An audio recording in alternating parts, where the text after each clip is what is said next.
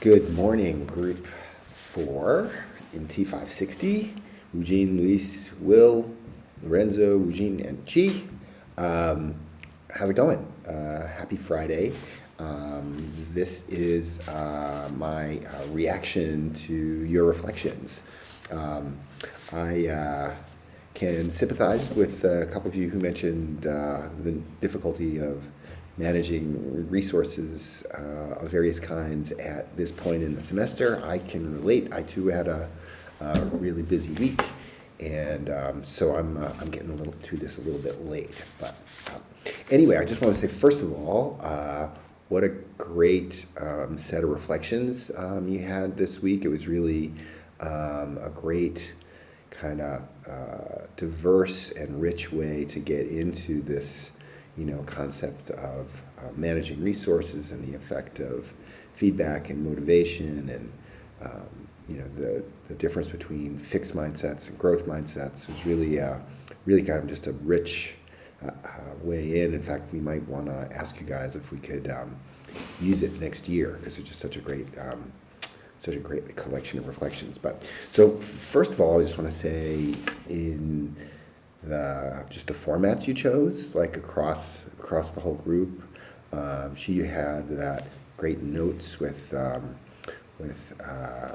color and a structure highlighting the big ideas and the takeaways and some examples, and that was a really good way in. I found that very useful. Luis, your graphic about the feedback loops was really compelling, and it actually had a great way of establishing the relationships. And then you also had your insights right next to it. That was just a great representation of your response. Lorenzo, your audio was great too, and I liked, how you and I think you and Luis too. Actually, I think you both were doing things for the first time, and we're trying something different, and it was a little bit of a challenge, and you pushed yourself, and I thought that was great as well. So the kind of cool thing about those different formats is that you can see how they each have sort of a different vocabulary and a different tone, but they all get into the content, and in fact, taking them all together, I certainly felt like I had gotten, more of a, just a kind of a richer sense of the topic myself, so I appreciate that. Let's see, so the other thing that's different for me is this is one video.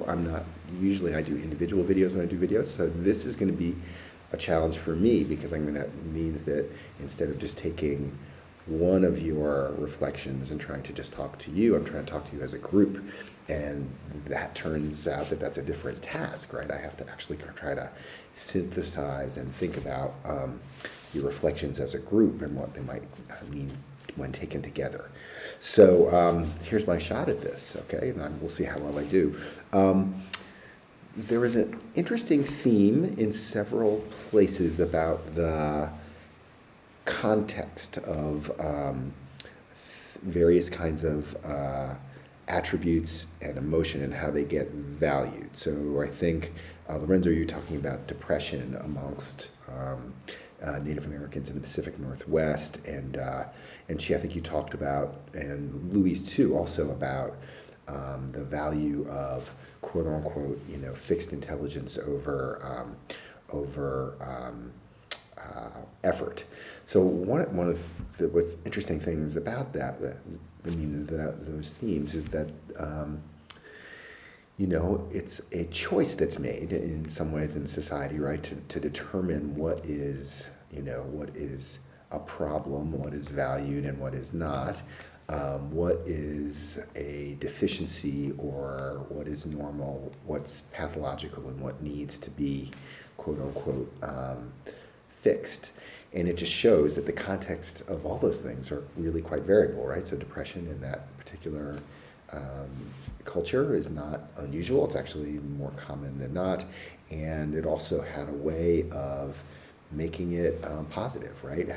Creating empathy for others, which is, again, this thing that we keep on hitting about there being strength and, strengths and weaknesses kind of come together. The thing I wanted to push you guys on there, though, is that it's not just a matter of, well, we decide that, this is a pathology and it belongs in the DSM-3, or it's, you get into special ed or you need some special program, but it actually, gets instantiated in systems, right? So in school systems and health systems and things like that, and they make some assumptions then about, what the nature of the experience is, and then what needs to be done about it. And so we have in employment and in healthcare, we have kind of a very strong medical model, which assumes that you're deemed to be ill or sick in some way and that you need to be fixed. And we have a system that is set up to fix you, and it's intended to be a short duration.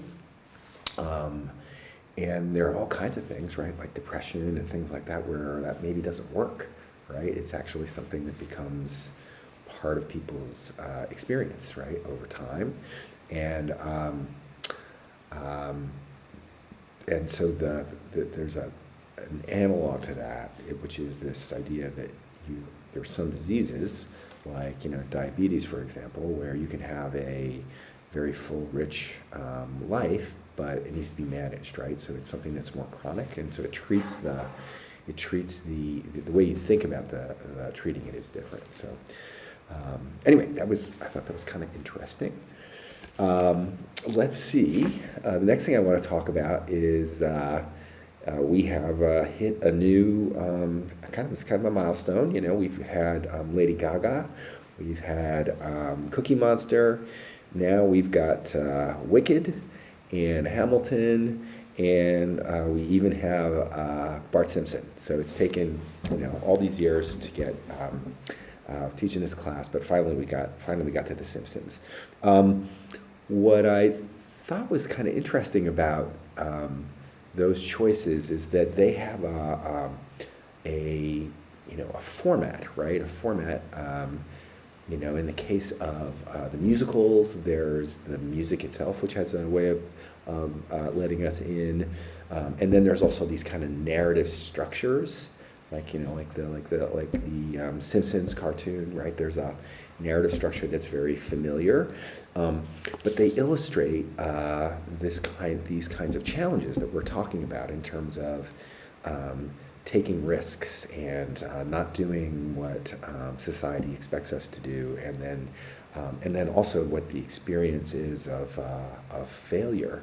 And what I think was kind of interesting is that in both of those cases, right, the challenge, right, the challenge and the risk are actually what makes the works of art interesting, right? It's actually not a deviation at all. That's actually the tension, and the resolution of the tension is actually what makes them entertaining to us and interesting. That's what that's kind of what brings us in, and that's what we like about them. So it's just interesting that this issue of risk and motivation and all of that actually is something that is part of the art form.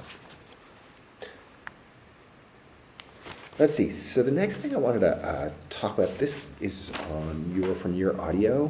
From Lorenzo, you talked about these students in your class who were not great at reading, right? And that was reflected in their behavior.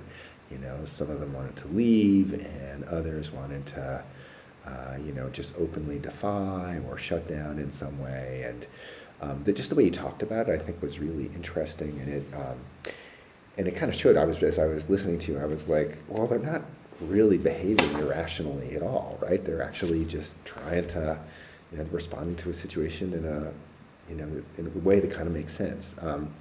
And I really liked the way that you talked about making space for those reactions, and giving another opportunity for them to get in, through and also communicating with you about where they were.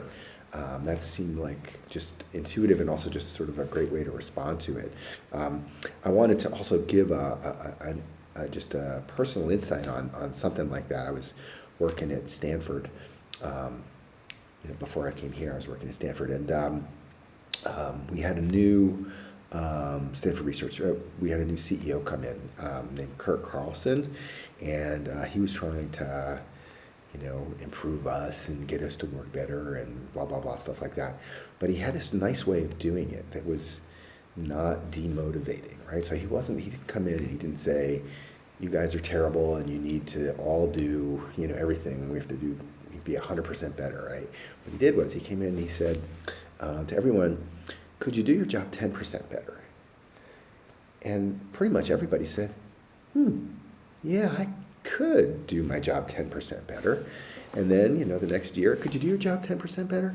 And you're like, "Yeah, I could do my job 10% better." And then, after 3 years, you've gotten to the place where it's where you're 30% better than you were. So it was just an interesting way of managing motivation. He knew enough not to make the goal so big that we would all be demotivated.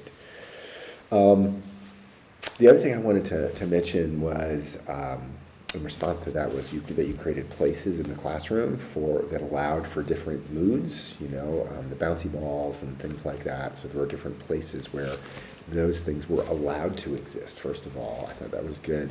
The other thing that I wanted just to mention is that there are some new architecture firms that are designing for schools that are actually thinking very much like that. So there's one at PKO, which we couldn't see because John was sick that day, but they have actually pods, which are like little pods that are actually in the classroom, and it's actually designed for kids with autism, but it's right in the community. But they can get in the pod and they can still be part of the class. But they have some protection from the stimuli of the class, and it just sort of allows that variation to exist. Okay, let's see, what else do I have here?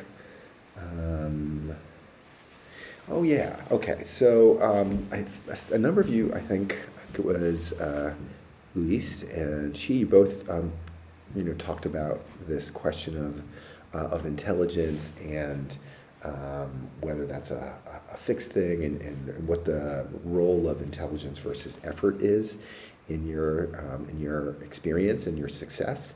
And both of you actually noted that you felt in your own case that it was effort that you put in that was really responsible, and that was actually misinterpreted as intelligence. And I think that's pretty insightful of both of you, how we get those things mixed up, and how indeed those things are, sometimes valued somewhat differently. And I thought, to your point, and also this relates to the Simpsons episode, which is that if you really try hard and you don't, and you still do badly or you get a poor evaluation, that is really very, very, that can be really, really demotivating. And I think a lot of us have had experiences like that, to try to work hard and then not only not get rewarded, but get punished in some way, and what the effects of that are. And I think what listening to that was interesting to me, especially for, we're all sitting here at Harvard, so we're all pretty fortunate and definitely are landing on the side of being able to navigate a complex system where there's a lot of effort and a lot of, obviously a lot of intelligence too.